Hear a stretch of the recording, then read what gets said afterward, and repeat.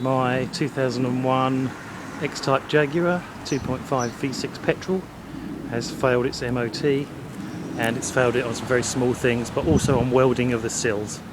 And the sills on these cars do seem to go home, and I thought this was going to be something horrific, but it's actually turned out to be something really quite small. So if we look under here, we're looking up at the underside of the suspension. This is the front of the rear swinging arm. That's the handbrake cable. And just here is the hole in the sill. Now the camera makes the hole look massive, but it's only about 1.5 inches long. You can see from my fingertip it's not that big. It does go all the way through, and there's lots of crunchy rust inside, so I have to clean that all out. I've got a friend who's a professional welder, an artisan welder, and he's going to put a professional repair patch in there. I'm not going to try and do this job. You need a skilled worker to do this. Just looking down towards the front of the car, and you can see the sill. Apart from the seam, which looks really rusty, it's actually very solid. But the undercoat, this undersill has come off. I've scraped a lot of it off over there. So I'm going to wire brush that, put some phosphoric acid on it, and then underseal it again, so hopefully it won't come through here. There are small holes in the sill here. They must be drain points. It's quite wet underneath the car, in a place where you wouldn't expect it to be wet. So yes, I'll probably get another year out of this, and then this is going to have to be done. The other side's already been done twice. Well, we've started grinding back, and that little hole has turned into a very big hole. So we started here. You can see that it's going along. It's going along, it's just getting worse and worse. Scary. And I'm wondering if it's going to be the whole length of the car. Look at the state of that. And that part would have passed the MOT. It's only because we worked on it that we found it out. You can see where it's sat on it, the plate. So the car's been plated before, and the plate's just rotted away. It's quite a long patch repair, isn't it? It comes all the way down here, so it's all got to come out and be redone. Excellent. From here, remembering the original hole was only 5 centimetres long, he's run a plate from here all the way along here and all the way along here. So we're looking like 2 feet worth of plating. And the rest of it he's just put some oxide over where the underseal has flaked off.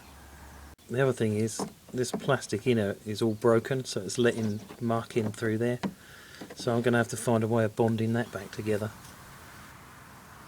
This is the inside of the plastic sill, and you can see locating points. These push into the sides of the sill, these come in underneath. There's these locating lugs to make sure you get it in the right place. You'll see that some of them are missing. This lug is broken, so I'm going to use a soldering iron to get that back in.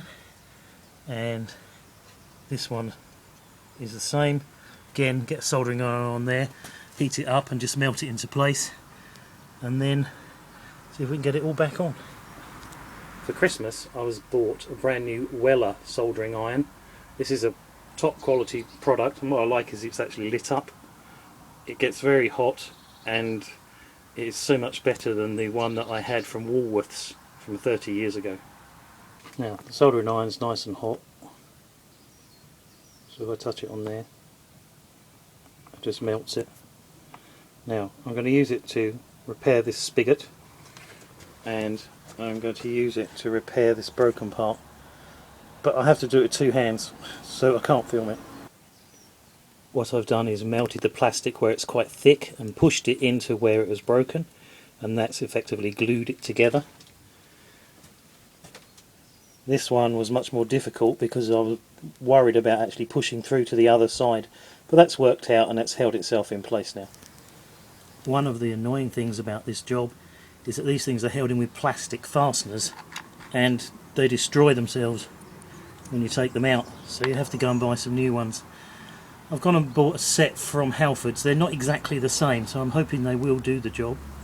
One of the bonuses of missing half the fittings is that it went on really easy. Only thing, of course, now is it's really quite loose here, and what I am tempted to do is put a very small screw in there which will hold it in place. And I've seen this on dozens of other cars, so I can't see why I shouldn't put one on here. And in fact, on the other side, there is one with the Torx fitting. Now, I didn't put this here, so somebody else did.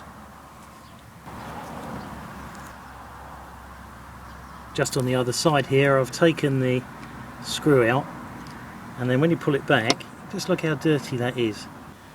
Now, that's all this dirt, which will be full of salt in the winter, being held in there. It's no wonder that these things rust out. This is all part of planned obsolescence. Really annoying, actually. I'm going to change the screw so it looks the same as the one on the other side, as though it's supposed to be like that. I got these from the Halfords fastening department. They're not exactly the same as the one on the cars. They're called trim panel fasteners, but they fit exactly and they do the job, so they're going back in. One of the problems I do have, of course, is where it's all now freshly welded up, there aren't any holes in it. So at some point in the future, and I'm not doing it now because it's raining, I need to drill some new holes down there, but it'll all hold together for a while.